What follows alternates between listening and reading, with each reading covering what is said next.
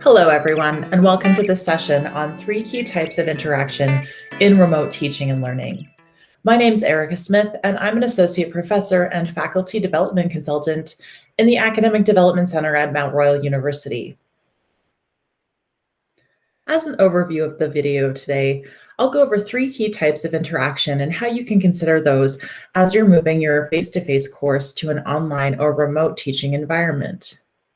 I'll provide an overview of the guiding framework and scholarship that we can draw upon when making our plans to move online. I'll look at how considering our purpose, aims, and goals can inform design choices. We'll talk a little bit about balancing asynchronous and synchronous approaches. And finally, I'll provide a list of further resources and readings that should be able to help support you as you transition to a remote teaching and learning environment.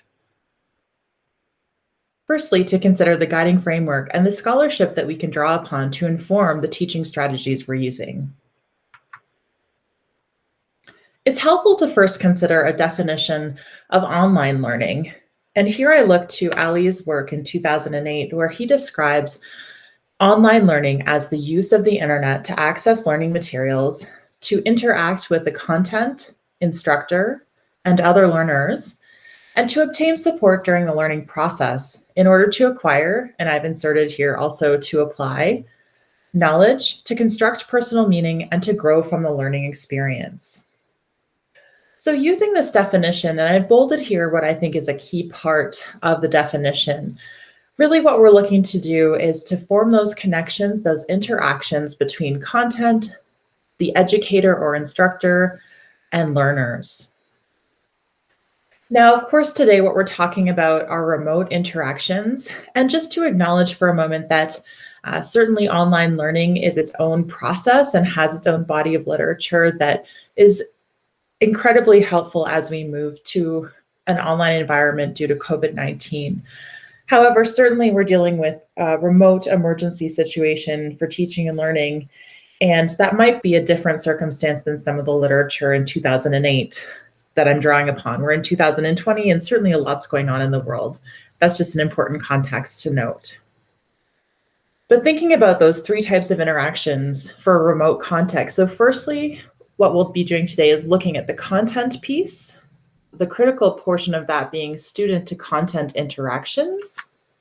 Next, we'll be considering learner to learner or student to student interactions and how those can be fostered in a remote online learning environment. And lastly, we'll be considering the educator to student interactions and fostering what's a really critical piece, that teaching presence piece. So those are the 3 components we'll be looking at today. And just before we get into the particular strategies and examples, I wanted to also acknowledge that this model of interactions has been adapted from work that Moore and then Anderson created starting from the 1980s in distance education literature onward, and more recently being adapted for online and digital learning environments. And so what we can see here, and I've put in the pink text, the pieces that we'll be considering the student to student, student to faculty, and student to content types of interactions. But of course, there are many other kinds of interactions, faculty to faculty interactions that happen in the hallway, virtual hallway as it were, as you're interacting with your peers, or maybe undertaking professional development opportunities. There are also faculty to content interactions. And here I will mention that our colleagues in the library are certainly wonderful resources. And so I encourage you to go and check out what's available through your subject librarian at the Mount Royal University Library. And finally, there are content to content interactions. And those are things that I've considered to be outside of the scope of the presentation today. But if you're interested, I have a references list and you can look at the model and the ideas presented by Moore and then Anderson at the end of the presentation. So that's a very brief overview of some of the literature that we can draw upon, some key definitions, ideas, and terms. Next, we'll be taking a look at those 3 key interaction types and the way that you can foster those interactions through intentional design choices for learning.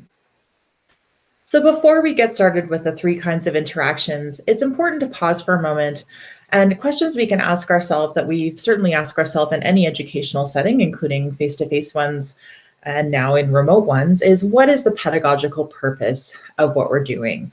So what values and qualities are most important in your remote learning environment?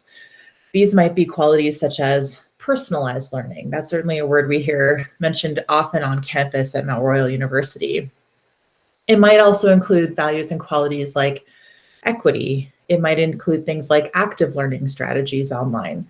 And so I invite you to just consider those values and qualities. And certainly, I'm sure you have those defined already from your face-to-face environment, but thinking about how those qualities can be translated and imbued into the online learning setting. Secondly, you'll want to think about the learning aims and the outcomes that you want your students to be able to demonstrate by the end of the course. So this is just good pedagogical advice. We know that when we're clear about, what is our intention, what is the goal or aim that we are working with, that we can then help students to have a clear understanding of the expected outcomes, the things that they'll have to demonstrate and be asked to do by the end of the course, and what they're basically going to be learning. So coming back to those two foundational components, number one, the values and qualities, and then the learning aims and outcomes, will help to guide the particular design decisions and choices that you make. And I provided a range of examples here, but those things will be a helpful lens for you to come back to as you consider those examples and which ones you'll select and how you'll incorporate them into your own online course. So firstly, thinking about student-to-content interactions, here the common goal is often to help learners develop and apply content knowledge and cognitive learning. So as subject matter experts in our particular fields, as disciplinary experts, we are often curating for learners and providing a collection of learning materials, almost a body of knowledge, if you will, that surrounds and provides a framework for the course that we're having learners engage with.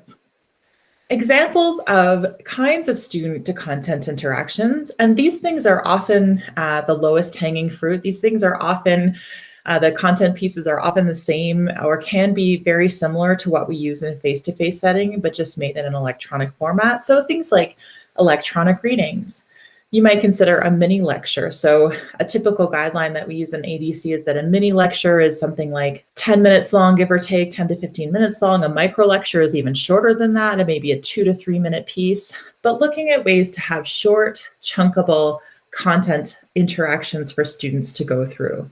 This can include recorded or synchronous audio and video, websites, things like social media feeds. You may choose to, for example, in a discussion forum or in an email announcement, provide some examples of experts discussing an issue, politicians or journalists, for example, who have Twitter feeds. Often those things are open to learners, even if they don't have a Twitter account, for example, themselves, they can see those.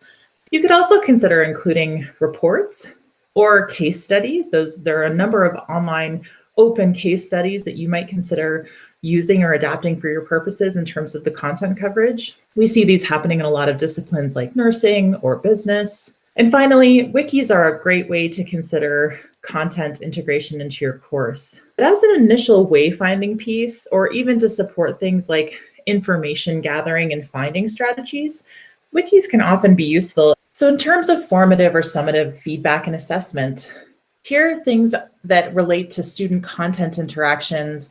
Engaging those interactions might include reading responses, quizzes, and these can even be formative quizzes where students are undertaking or completing a series of questions and getting feedback on their content knowledge in terms of if they had the correct definition or usage of the particular term.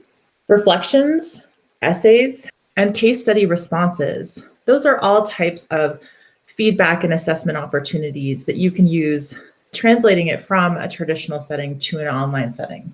Of course, there are many more examples than this, but it just gives you a flavor of the types of things that will help you to start to gauge the content knowledge from students. And the important quality here is really that students are getting relatively immediate feedback in order to help shape their understanding of where their own knowledge and skills are at. So an example I like to use here is that before the internet, we had things like correspondence courses, where if I signed up for a correspondence course, I would get a package of information mailed to me. I would open up that package. I'd complete a series of things and read a series of things, and then I would send back all my assessments, and that was sort of the end of the process for me as a learner. What we don't want to have happening in an online environment, and what the internet affords us in terms of interactions, is to get more immediate feedback and to not have it be a correspondence type experience, but rather to use this as an opportunity to help provide students with that feedback and engagement opportunities, even when it comes to the content piece. So what we're really hoping to do here is to avoid having a PowerPoint dump or some kind of other content dump, a folder where students have to go through things and it's entirely self-directed or correspondence-like, really using the affordances of the internet and a digital environment to help to round out the student-to-content, student-to-student, and educator-to-student interactions, and hopefully connect them. So next, moving on, a common goal here is often to create and support that social learning piece. So the types of learning that happen when we put knowledge and information into context, and the types of skills that we build when we are, say, for example, practicing ways to debate or discuss particular issues. This is where application, again, becomes very important, and we start to see how our understandings of things may compare or contrast in different particular contexts to that of others. Another goal here related to social learning is that we are able to build community. So seeing that there is a network of content, but also a network of people, including our peers, that we can use to learn things from, and in order to share our own understanding as well, those things are really powerful connections that we should be leveraging and fostering in a remote and online environment, as well as in a face-to-face classroom. So examples of student-to-student types of interactions that we can foster, discussion forums come up again here, but the purpose in this case might be to imbue your course with a particular part of the social learning environment. So an example of that might be more of a virtual cafe where students can share information not only about the course content and ask each other questions and receive help from each other, but also receive information or perspectives or advice on the course as a whole, or on their overall learning experience at university. So what's going on in their lives and in their learning, that metacognitive piece that helps them to learn about their learning and to ultimately be successful course to course and throughout their program. What we're aiming to foster here is overall retention and success, not only in an individual class, but more on the long term. Another example of student-to-student interactions that can be fostered is through collaborative projects. So here we might think about collaborative note-taking and reading activities, collaborative documents like those that we can leverage from Google Docs.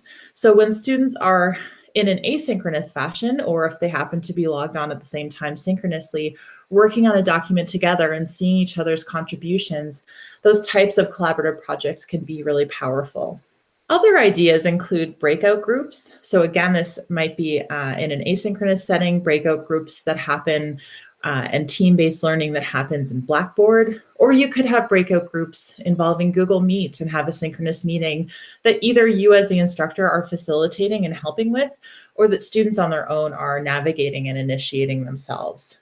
So fostering those meaningful team-based connections and having a look at the types of interactions that can happen and the way that the tools that we have in Blackboard and in Google Meet can help to manifest those teams and those group projects. It's really a great way to get at the student-to-student interactions. This can be a formal thing, or it can even be an informal thing. So ways that we can provide formative or summative guidance, feedback, and assessment on student-to-student interactions. So it's important that we as the educator certainly are providing our advice and guiding the ship as students are embarking upon these student-to-student interactions and engaging with each other in a peer learning environment. So what our roles here might be is observing and then helping students by supporting them as they engage throughout their collaborative processes, and helping them see the value not only in the final product, but as well as in the process of learning from each other and communicating back and forth. And finally, we're going to talk about educator and student interactions. So the common goal here is to establish a strong teaching presence and ultimately to foster a supportive learning environment where students feel that they are confident in their own success and their ability to acquire the knowledge and skills that they need to acquire and then apply them effectively. So examples of ways to build that educator presence, that teaching presence, include having a clear course roadmap and clear communication channels between you and students. This might happen through office hours, informal or formal coffee chats that could be asynchronously or synchronously done. It might be a question and answer board. It might be an email reminder that you send as a check-in, or providing a real-world story of how you yourself have valued a particular aspect of the topics and knowledge and skills that you're engaging with as a class. Another great idea that I've heard folks are using is a weekly summary provided by the instructor to students.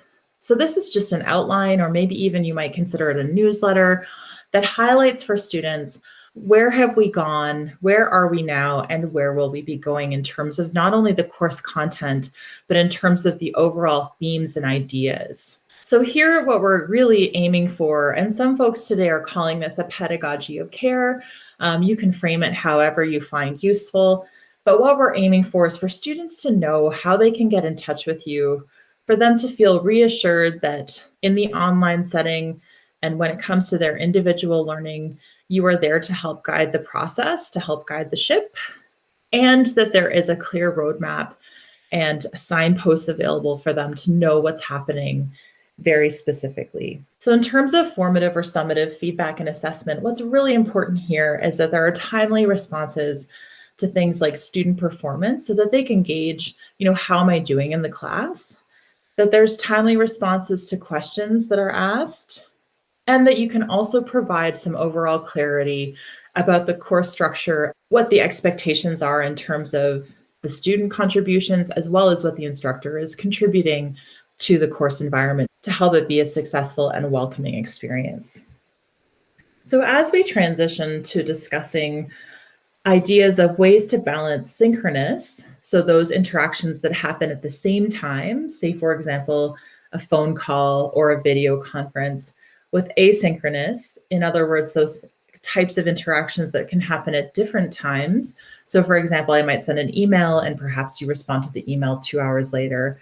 We're going to look at ways to balance asynchronous and synchronous interactions. And as an umbrella term, I'd like to sort of direct us to this notion of bandwidth. So a lot of scholars in the online teaching and learning world, a lot of scholars at Centers for Teaching and Learning are using this concept of bandwidth, not only to refer to the technological considerations, so certainly bandwidth in the technology sense is important, thinking about things like the digital divide, thinking about things like connection speeds and equity in terms of multiple types of formats, multiple access points, and flexibility. Those things are all really critical in terms of technological access and enabling different types of learners with different types of technology setups to successfully engage in the course.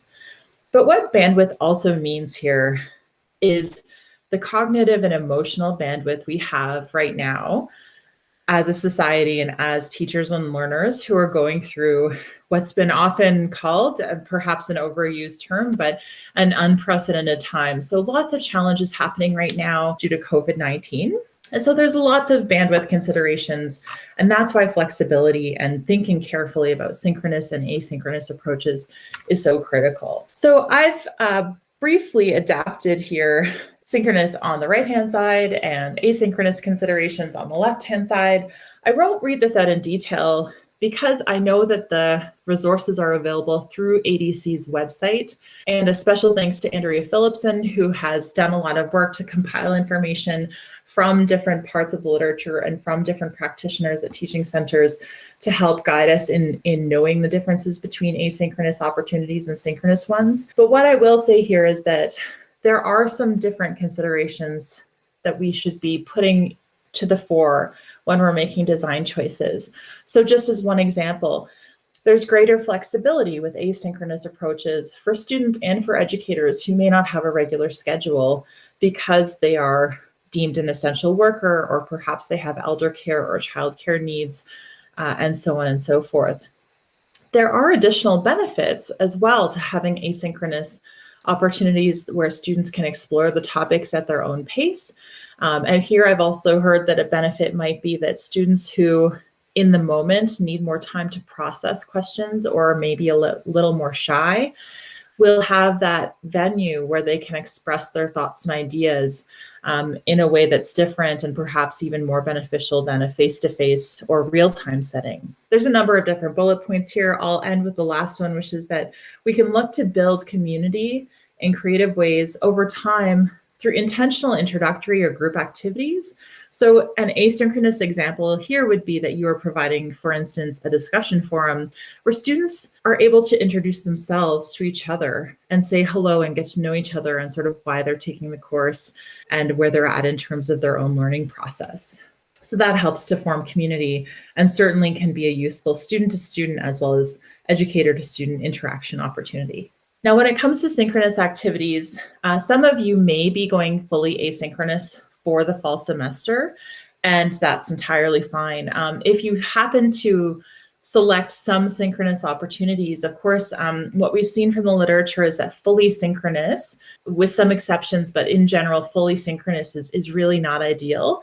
And so what we're looking to do here is if we're using synchronous opportunities, and I will be trying to use synchronous in a very strategic way in my own course in the fall, to look for the most effective, targeted way that we can imbue our course with synchronous opportunities, and then also to make those ideally optional whenever possible, and or to provide a summary of that to students who, for whatever reason, illness, additional demands, can't make that session, maybe a technology hiccup, if they're not able to attend during that time. So in terms of immediate feedback and clarity, certainly things like online office hours can be helpful in that way. It might be easier to explain or answer a series of questions altogether rather than trying to go back and forth over email.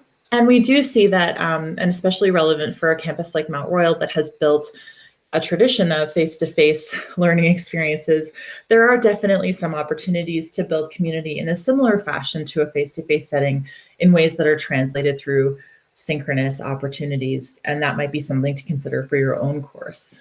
So again, just looking for ways to balance that. And the handout provides a lot of helpful strategies as you're making the decision to go either asynchronous, hybrid, synchronous, and asynchronous, or fully synchronous in those particular cases. Now, when we talk about bandwidth, I like this bandwidth immediacy matrix because it helps to put into context a lot of the example interactions that I was talking about earlier, but in terms of 4 quadrants. So we have high bandwidth, low immediacy, and high immediacy.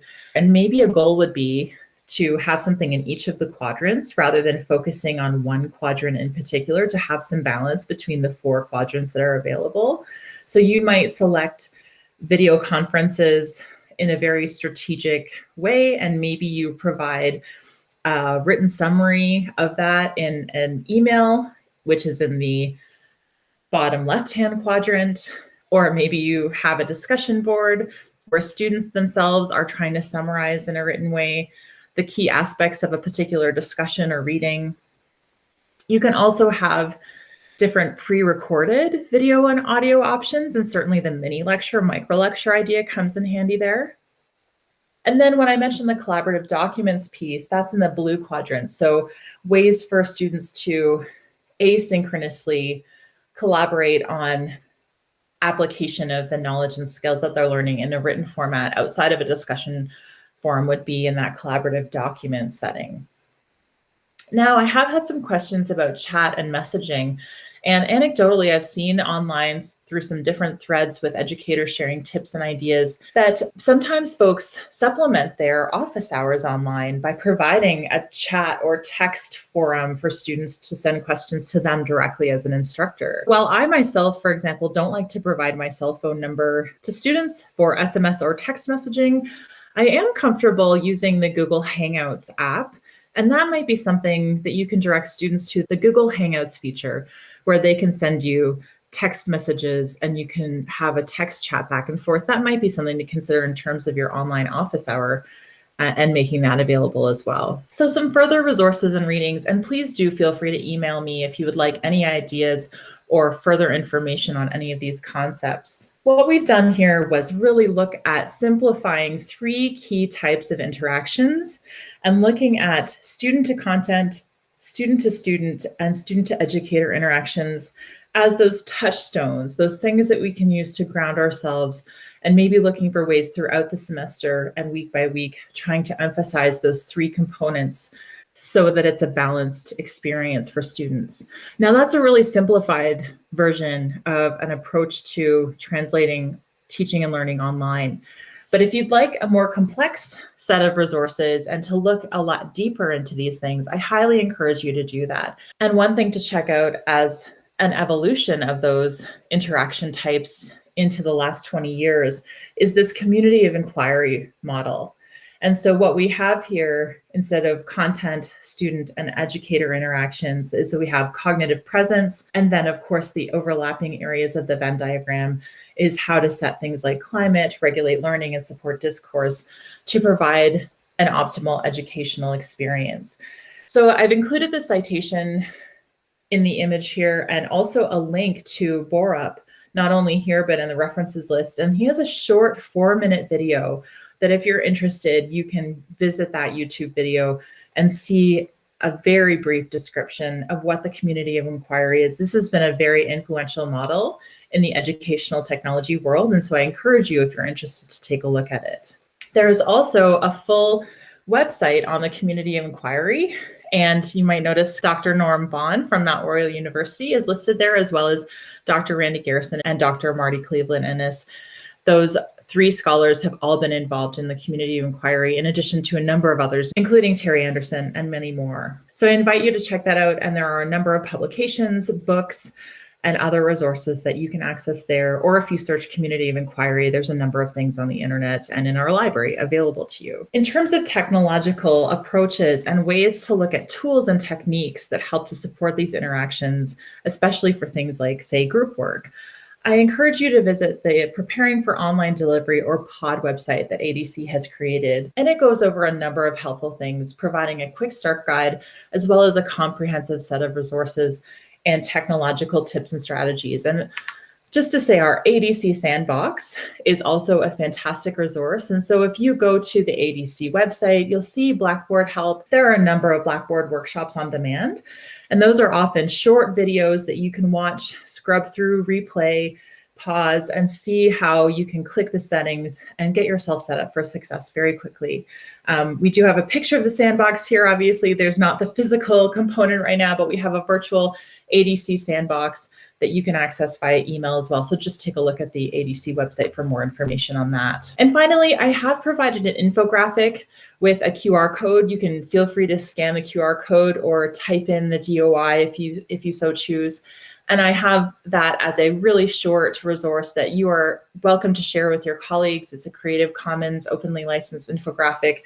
So I encourage you to go ahead and take a look at those example interactions and some information provided on the infographic at your leisure. Finally, this is a list of references that helps to provide further information that you can access and gives you a sense of how the scholarship has been used to inform the strategies outlined in the video today. Thank you so much for watching this video.